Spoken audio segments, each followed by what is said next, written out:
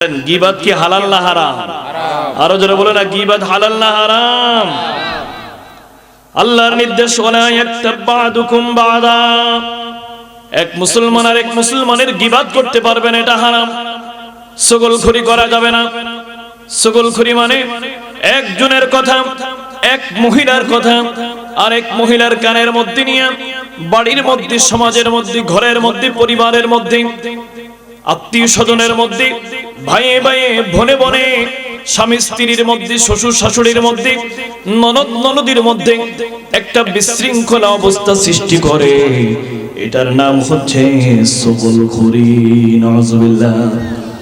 আল্লাহর প্রিয় হাবিব সাল্লাল্লাহু আলাইহি ওয়াসাল্লাম সাহাবায়ে কেরামদেরকে সাথে নিয়ে একটা ময়দানের মধ্যে হেঁটে যাচ্ছে। এমন সময় নূরের নবী দাঁড়ায় গেলেন। সাহাবায়ে কেরাম বলল, হুজুর কেন দাঁড়ালেন? আমার নবী বলেন, উনজুর ইলা হাদিহিল কবরিহিমা, এই দুইটা কবরের মধ্যে তাকাও। ইউআযিবানি ফি কবরিহিমা, এই দুইটা কবরের মধ্যে আযাব দেওয়া হচ্ছে। ওমা ইউআযিবানি ফি কাবীর, বড় কোন অপরাধের কারণে আযাব দেওয়া হচ্ছে না। এক নম্বরে ইয়ামশি ফিন নামিমা, এই কবরস্থানের একজন বাসিন্দা সমাজের মধ্যে হেঁটে হেঁটে চগলখড়ি করত, সমাজের মধ্যে একে একজনের বদনাম রচনা করত। এই জন্য আমার আল্লাহ তাআলা তার কবরের মধ্যে শাস্তির ব্যবস্থা করেছেন। চিৎকার দিয়ে বলেন নাউজুবিল্লাহ।